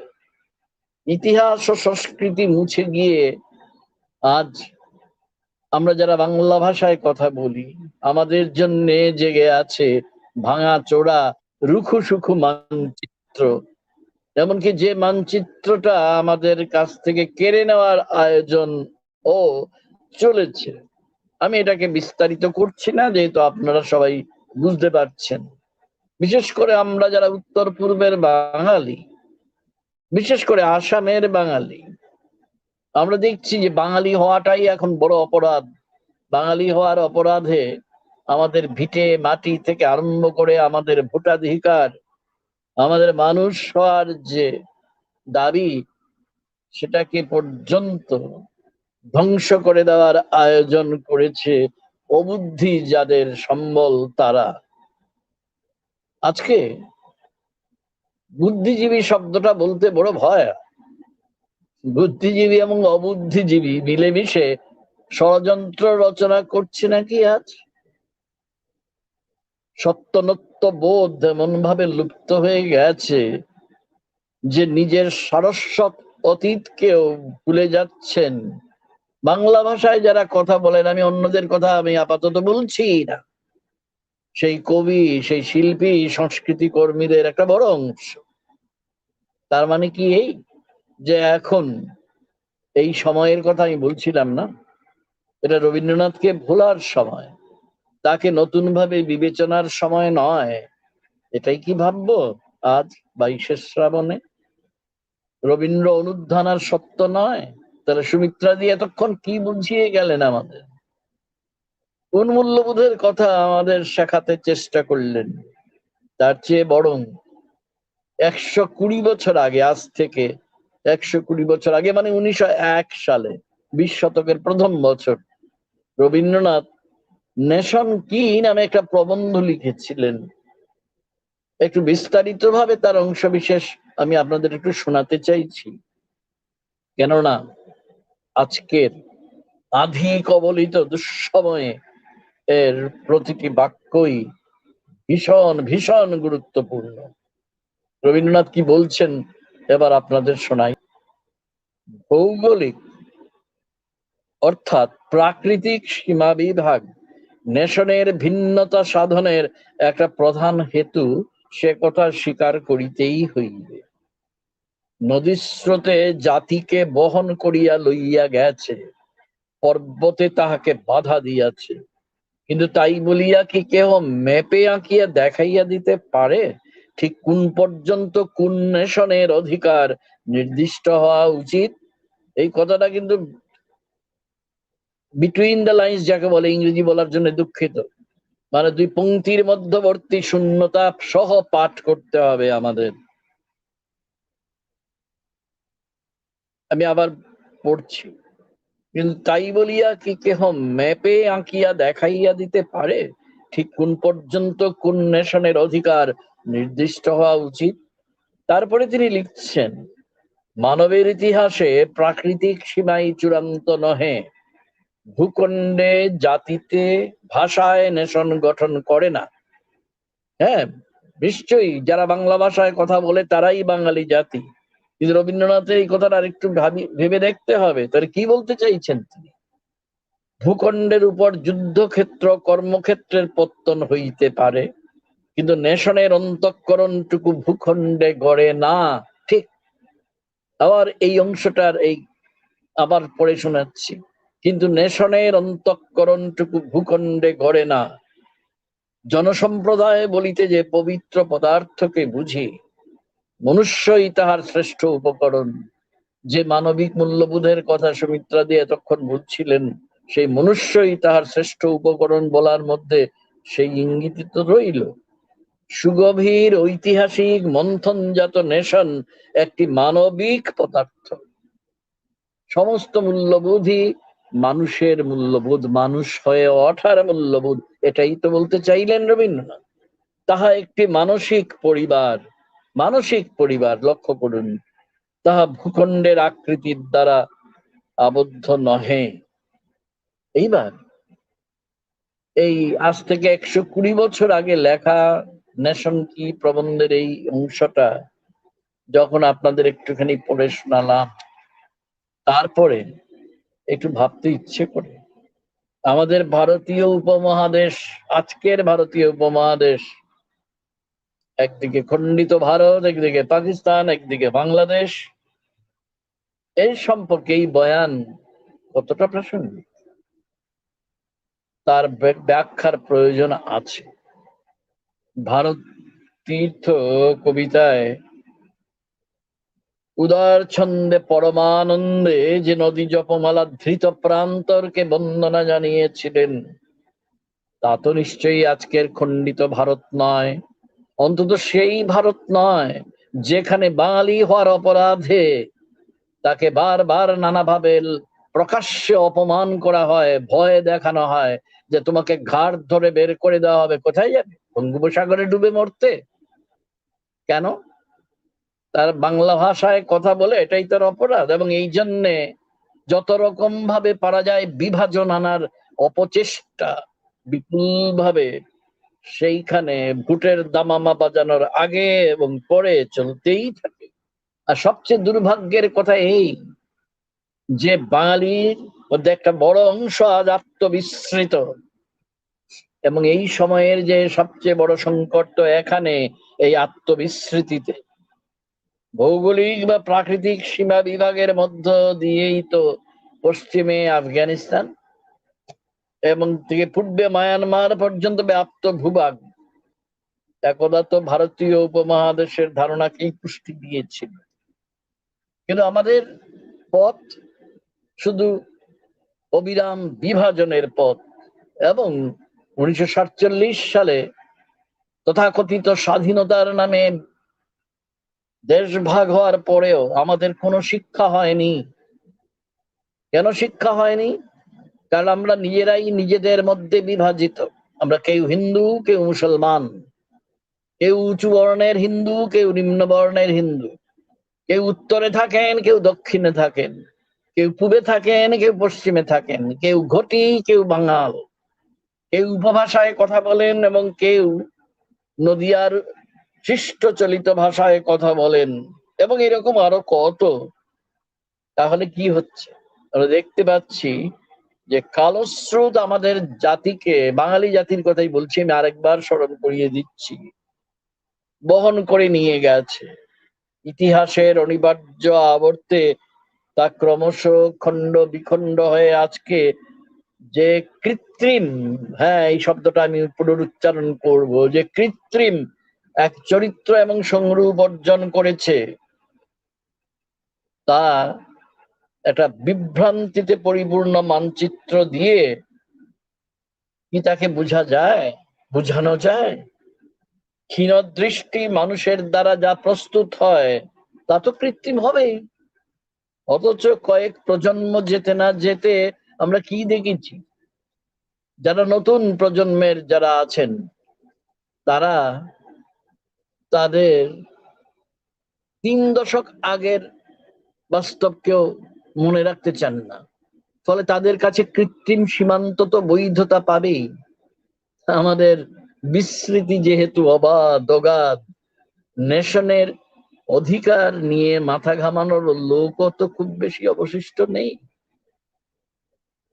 তবু বলবো 1874 সালে নিঃশব্দ বঙ্গভঙ্গের মধ্য দিয়ে আমাদের এই বরাক উপত্যকা বলে পরিচিত অঞ্চল এবং তার পাশের সিলেট এবং খানিকটা দূরের গোয়ালপাড়াকে যখন আসামের সঙ্গে জুড়ে দেওয়া হয়েছিল, ওই বাঙালি যাতে নেশন হিসেবে গড়ে উঠতে না পারে, বিদেশি ঔপনিবেশিক শক্তি খুব সুপরিকল্পিত ভাবে এই কাজটা করেছিল। 1905-এ আবার বঙ্গভঙ্গ হলো, 1911-তে রদ হলো।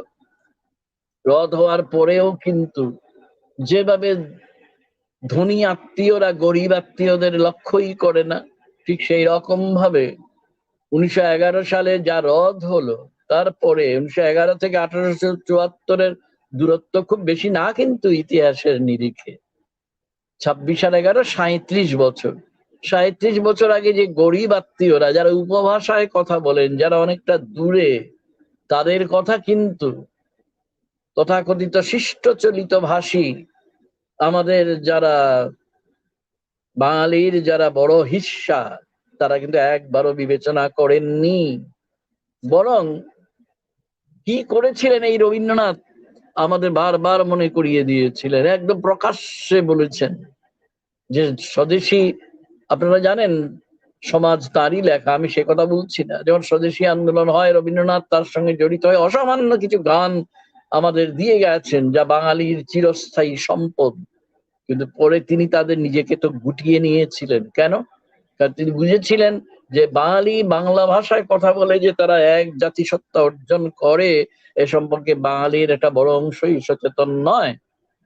তাই ওই সময়ে যখন তারা প্রচারে বেরিয়েছিলেন, তাহলে একজন সঙ্গে থাকা একজন ইসলাম ধর্মাবলম্বী বন্ধুকে বা সহচরকে তিনি জল খাবেন তাই বলেছিলেন, আপনি দাওয়া থেকে একটু নেমে যান তো মশাই, আমি একটু জল খাবো, কেননা তিনি এখানে থাকলে সেই জল অশুদ্ধ হয়ে যাবে। তার জন্য দায়ী কারা? 1947 সালের দেশভাগ তো সেদিনই তৈরি হয়ে গিয়েছিল। 1971 সালে বাংলাদেশ স্বাধীন হলো, প্রমাণিত হলো যে ধর্মভিত্তিক দ্বিজাতি তত্ত্ব কত মিথ্যা। কিন্তু তারপরে বাংলাদেশে কি পুনঃ পাকিস্তানিকরণের একটা চেষ্টা প্রবলভাবে সক্রিয় নয়?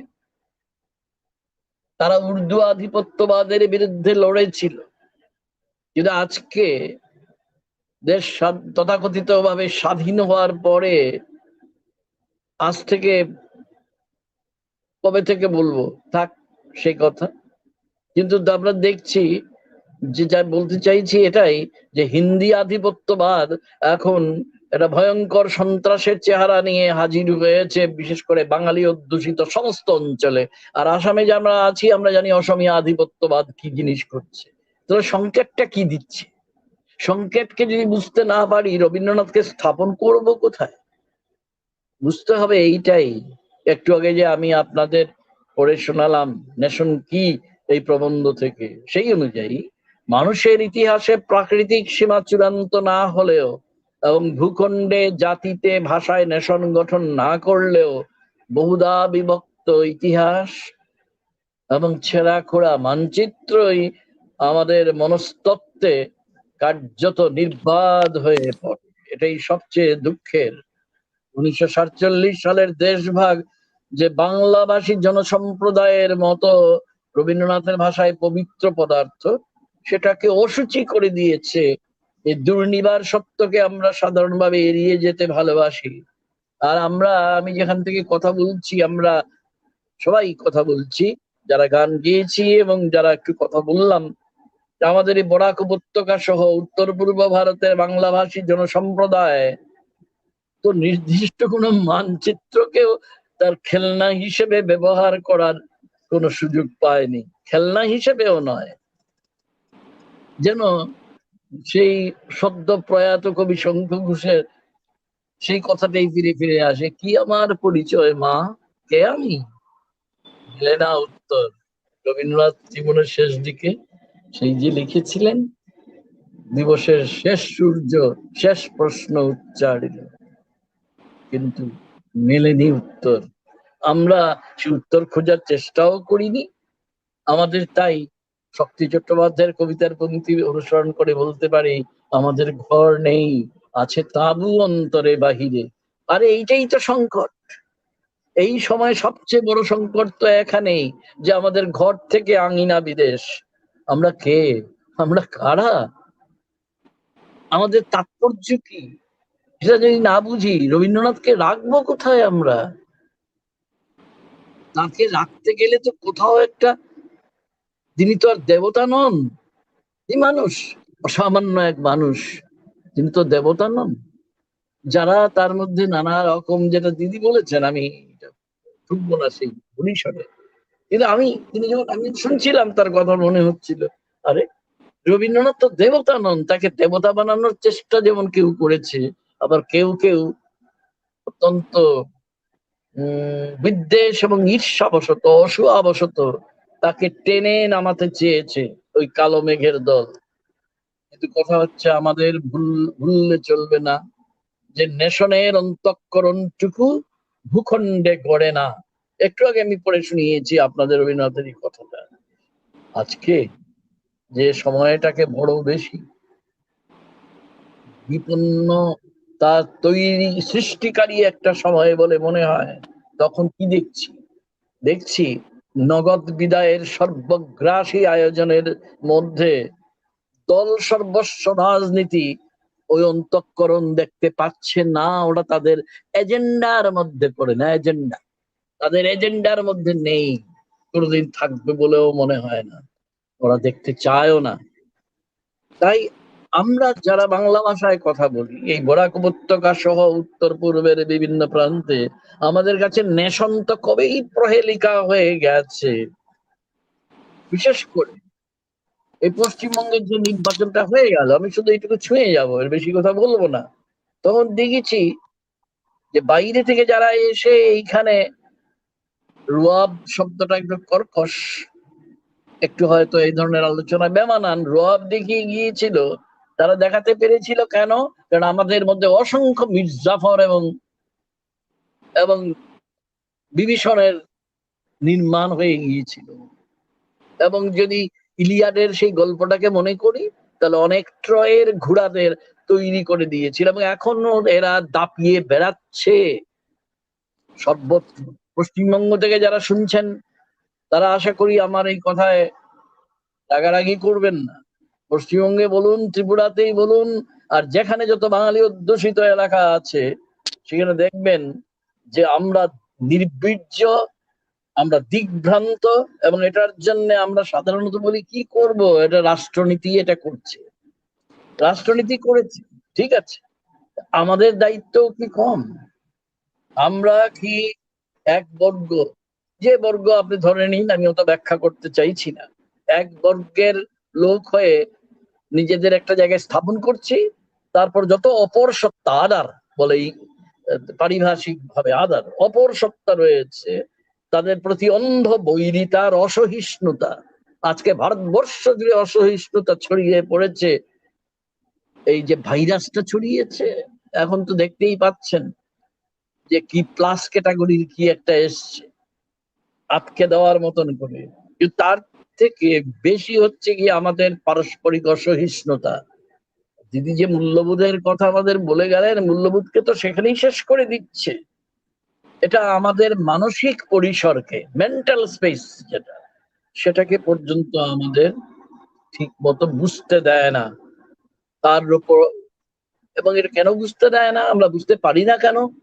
কারণ আমাদের পথভ্রষ্ট করছে প্রতি মুহূর্তে সীমাহীন আত্মহনন, অন্তর্ঘাতের, এবং কদর্য ভাবে যে প্রতাপের কাছে, আধিপত্যের কাছে আমাদের হীন আত্মসমর্পণ। আমরা দেখতে পাচ্ছি আমরা নানাভাবে আক্রান্ত। অযোগ্য, চতুর, লাভের করি গুণার মানসিকতা ছাড়া যারা অন্য কিছু বোঝে না, আমরা সেই বিন্দুতে দাঁড়িয়ে আমরা পথ খুঁজে পাচ্ছি না। অথচ পথ আমাদের সামনে ছিল।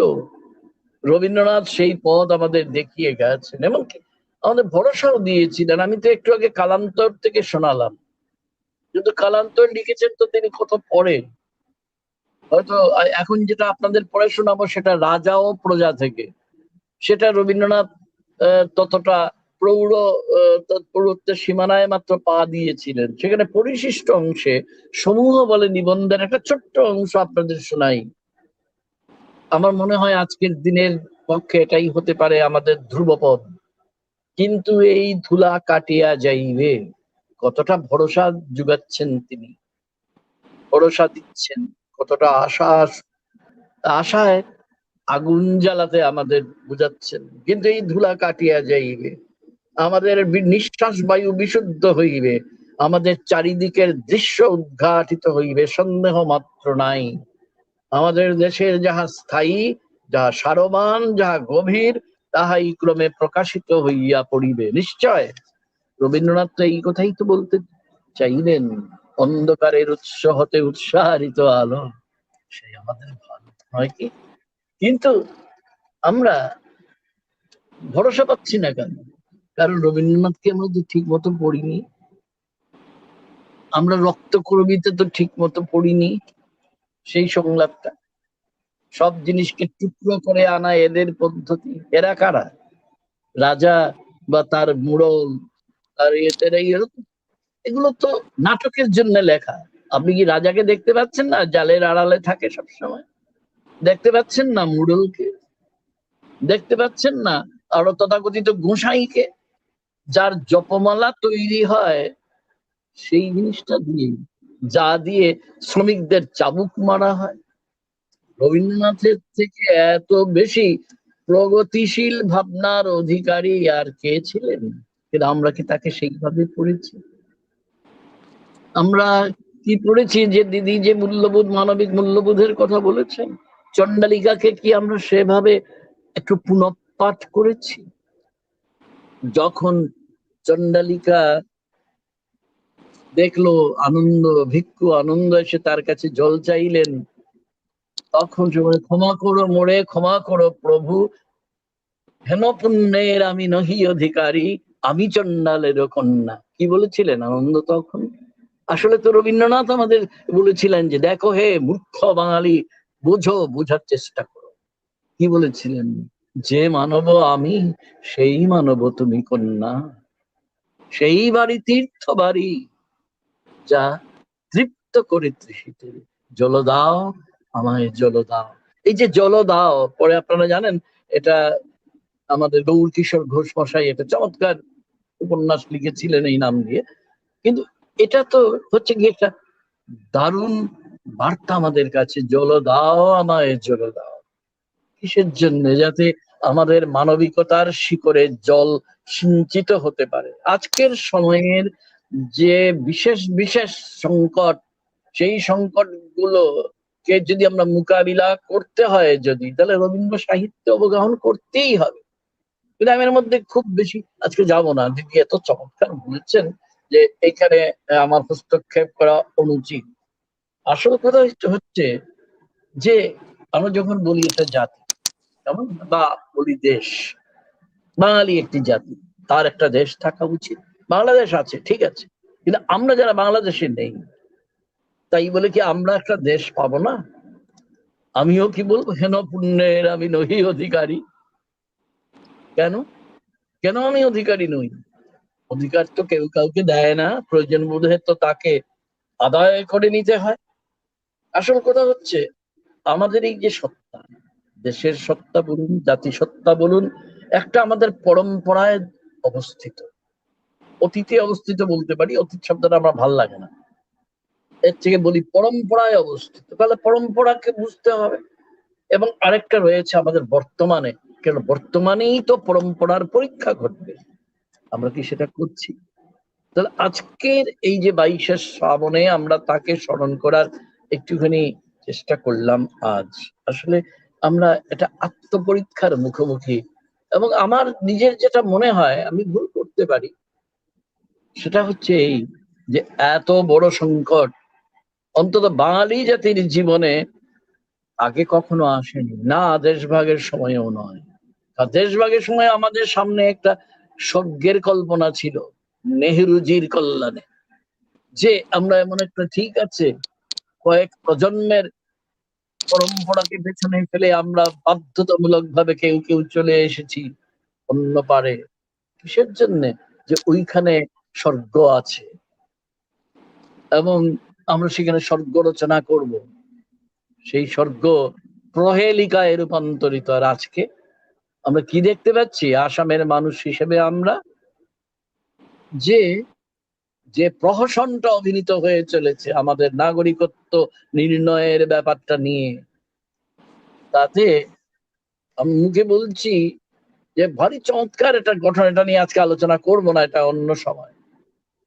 যদিও কোন বিশেষ একটি ধর্মের প্রতি তর্জনী সংকেত করা হচ্ছে, আসলে কিন্তু জাতি হিসেবে বাঙালি হচ্ছে গিয়ে তার আঘাতের, সমস্ত আঘাতের লক্ষ্য। তাহলে যে ঘৃণার বিরুদ্ধে, যে বিদ্বেষের বিরুদ্ধে রবীন্দ্রনাথ এতবার আমাদের জাগাতে চাইলেন, আমরা জাগলাম কোথায়? আমরা জেগে আছি নাকি মূঢ়তার ঘুমে আমরা মগ্ন হয়ে আছি? তাহলে আজকে আমরা যারা বাঙালি হয়ে রবীন্দ্রনাথকে ভালো করে না পড়ে, শুনলেনই তো যে একটু আগে দিদি কি বলছিলেন, যে তার চিঠিগুলো পড়ুন মনোযোগ দিয়ে, তার ডায়েরি গুলো পড়ুন।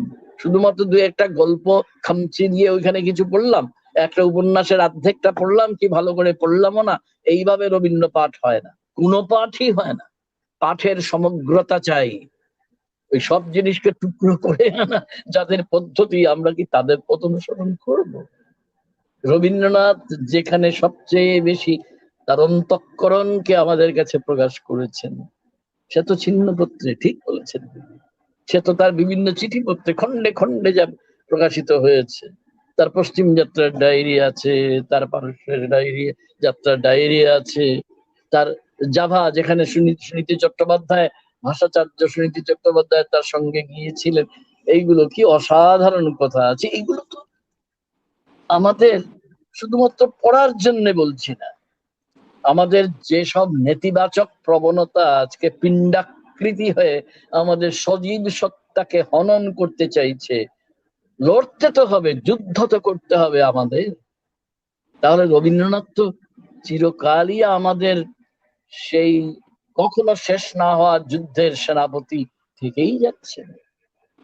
শুধু এই সময়ে নয়, যতদিন আমাদের উপর আঘাত এইভাবে আসবে, ততদিন পর্যন্ত রবীন্দ্রনাথ আমাদের চিরস্থায়ী স্মৃতি সম্পদ হয়ে, আমাদের বাতি ঘর হয়ে, আমাদের উত্তরাধিকারকে বাঁচিয়ে রাখার পথ নির্দেশ করে যাবেন। সকলে তার একটি কথার একটু অংশ আমি আপনাদের শুনাই। সকলে মিলিয়া একত্রে এক জীবন বহন করিবার সুস্পষ্ট পরিব্যক্ত ইচ্ছা। আবার আমি পড়ে শোনাচ্ছি অংশটা আপনাদের। সকলে মিলিয়া একত্রে এক জীবন বহন করিবার সুস্পষ্ট পরিব্যক্ত ইচ্ছা। এক জীবন। আমরা এত বেশি নিজেকে নিজেরা বিভাজিত করে চলেছি। আমি তো বলেছি একটু আগে, আপনারা সবাই জানেন, নতুন করে বলার কিছু নেই। আজকে এই সময়ে যদি এই বিভাজনের বিরুদ্ধে আমরা দাঁড়াতে না পারি, রবীন্দ্রনাথ নামক অস্ত্রকে, বিশল্যকরণীকে আমাদের সঙ্গী করে, রবীন্দ্রনাথ নামক মৃত সঞ্জীবনীকে আমাদের সঙ্গে করে, যদি মনে না রাখি যে অন্ধ জনে দেহ আলো, মৃত জনে দেহ প্রাণ, এই কথাটা আমাদের চিরস্থায়ী এক সংকেত। কি করতে হবে এবং কি আদৌ করতে হবে না, আদৌ করতে হবে নাকি? বিভাজনের পথে যাব না, বিদ্বেষের পথে যাব না, আত্মহননের পথে যাব না, অন্ধকারের পথে যাব না, মূল্যবোধহীনতার দিকে যাব না, যাব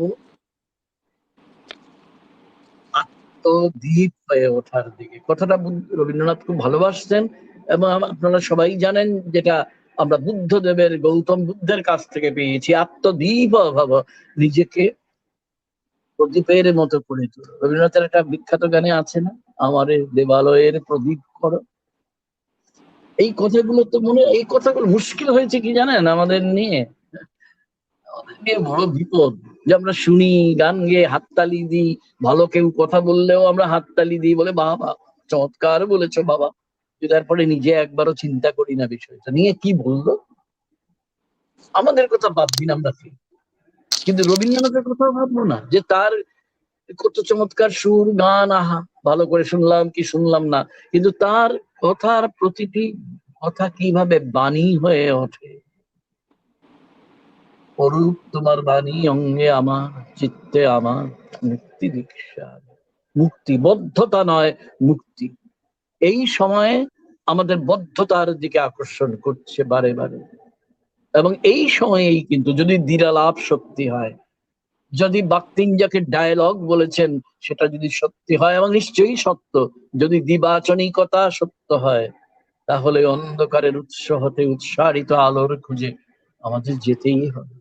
আলো আমার, আলো গো, আলোয় ভরা, একথা বলতেই হবে। আলো নয় অন্ধ আমার, আলো হৃদয় ভরা। এর নামই মূল্যবোধ, এর নামই হচ্ছে সময়ের মধ্যে যে দুঃসময়টুকু লুকিয়ে আছে তার বিরুদ্ধে যুদ্ধ করার এইটাই হচ্ছে একমাত্র পথ।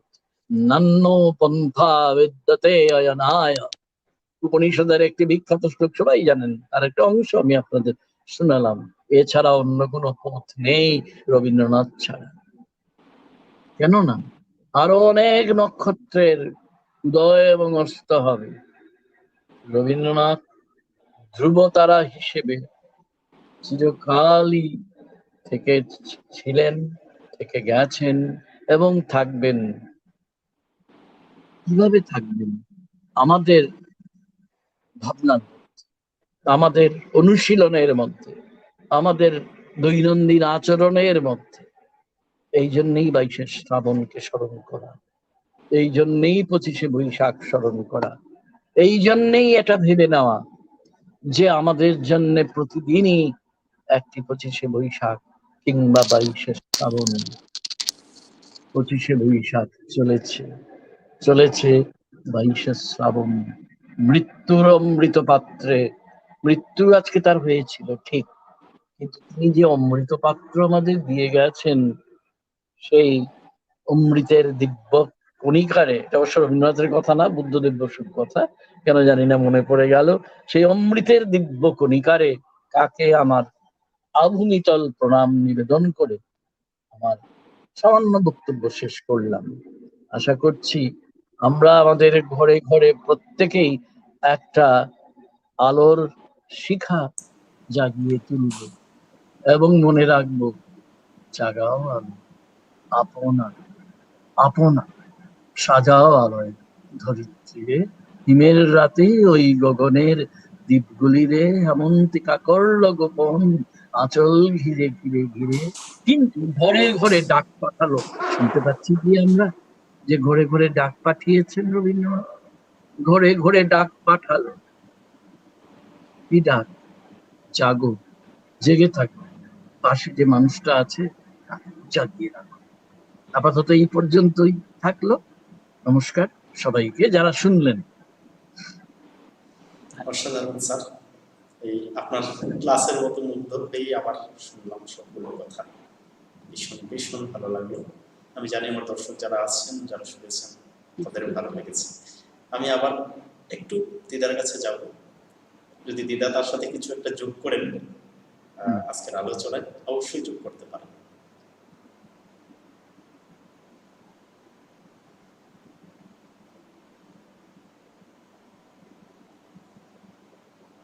শুনতে পাননি? এত মূল্যবান কথার পরে বলবো, হ্যাঁ, এত মূল্যবান কথার পরে আর তো কিছু বলার থাকে না। আমরা সত্যি রবীন্দ্র অবগাহন করলাম। আজকের দিনের যেটা লক্ষ্য, আজকের দিনের যেটা আমাদের জন্য পূর্ণতা, সেটা পুরোপুরি আজকে উপভোগ করলাম এই আলোচনার মধ্যে। যদিও মধ্যিখানে কেন জানি না আমি এখান থেকে বেরিয়ে গেলাম, আমার এই তহজুর পুরো বক্তব্যটা শোনা হলো না। নিশ্চয়ই পরে রেকর্ডিংটা শুনতে পাবো, অমূল্য সব কথা। আসলে আমাদের যেটা কথা, মূল কথা, যে আমাদের জীবন যাপন, আমাদের প্রতিটি পদক্ষেপ রবীন্দ্রনাথ ছাড়া হবে না। আমাদের আদর্শ, আমাদের মূল্যবোধ, আমাদের জাতীয় চেতনা, আমাদের সমাজবোধ, যেমন আমরা রবীন্দ্রনাথের কাছে ঋণী, তেমনি আমাদের আগামী দিনের সেটাই আমাদের সংকেত।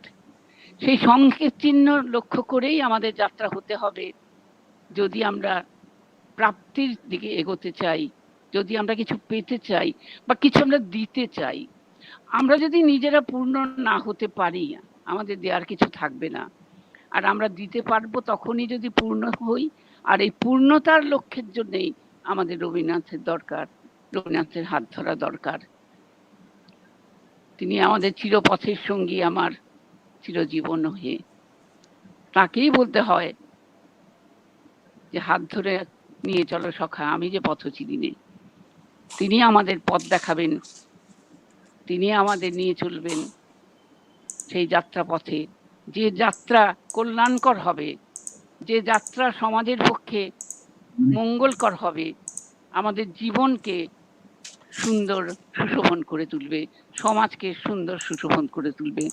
আমরা সেই প্রত্যাশা নিয়েই রইলাম। এটুকুনি বলে।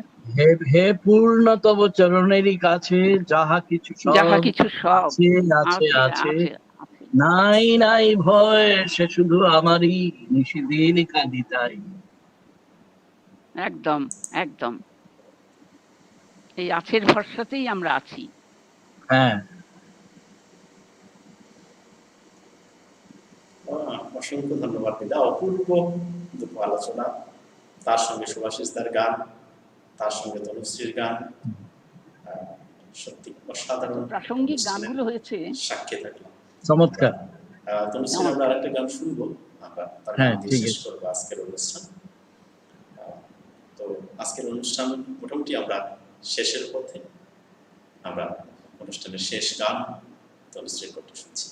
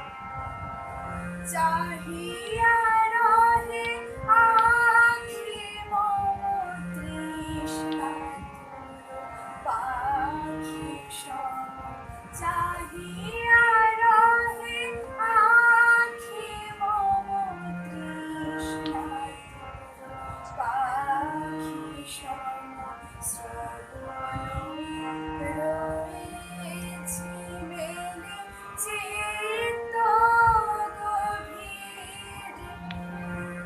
কোন শুভ প্রাতে দাঁড়াবে হৃদি মাঝে কোন শুভ প্রাতে দাঁড়াবে হৃদি মাঝে ভুলিব সব দুঃখ সুখ ডুবিয়া আনন্দ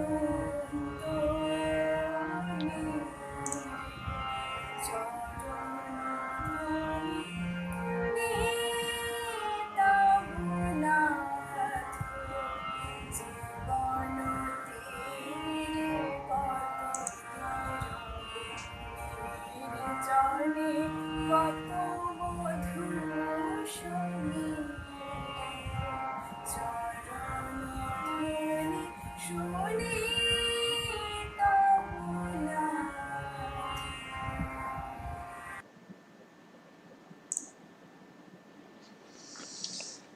অনেক ধন্যবাদ তনুশ্রীকে। তনুশ্রী করিমগঞ্জ কলেজের বাংলা বিভাগের ছাত্রী ও দ্বিতীয় সেকেন্ড সেমিস্টারে পড়ে ও বাহ, দ্বিতীয় খুব পাঠক্রমের ভালো, খুব ভালো। ছাত্রী। খুব ভালো গানে এবং ভালো নাচও করে। ভবিষ্যতে ওর নাচও আমরা অবশ্যই দেখব। অন্যদিন আমরা হয়তো নাচ গানে মিলিয়ে এবং আলোচনা মিলিয়ে অন্যভাবে অনুষ্ঠান করতে পারি। আশা করি আরো ভালো লাগবে সবার। যারা আছেন আপনারা বললে আমরা বুঝতে পারবো যে আমরা অনুষ্ঠানটা আপনাদের কেমন লেগেছে। আমরা অনুষ্ঠান আজকে প্রায় শেষের পথে। যেতে যেতে আমি দুটো লাইন বলতে চাইছি কবিতার লাইন, তারপরে আমরা অনুষ্ঠান থেকে বিদায় নেব। রবীন্দ্রনাথের সেই বিখ্যাত গোটা লাইন, তোমার সৃষ্টির পথ রেখেছ আকিরিন করি, বিচিত্র ছলনা জালে হে ছলনা মুই। মিথ্যা বিশ্বাসের ফাঁদ পেতেছ নিপুণ হাতে সরল জীবনে, এই প্রবঞ্চনা দিয়ে মহত্তরে করেছ চিহ্নিত, তার তোরে রাখনি গোপন রাত্রি। তোমার জ্যোতিষ্ক তারে যে পথ দেখায়, সে যে অন্তরের পথ, সে যে চির স্বচ্ছ, সহজ বিশ্বাসে সে যে করে তারে চির সমুজ্জ্বল। অনেক অনেক ধন্যবাদ। কবিগুরুকে শ্রদ্ধা এবং প্রণাম জানিয়ে এবং আজকের আমন্ত্রিত অতিথি সুমিত্রা দত্ত দিদাকে এবং স্যারকেও অনেক অনেক ধন্যবাদ এবং যারা উপস্থিত ছিলেন সবাইকে ধন্যবাদ জানিয়ে আজকের অনুষ্ঠান আমরা এখানে শেষ করছি। সবাই ভালো থাকবেন।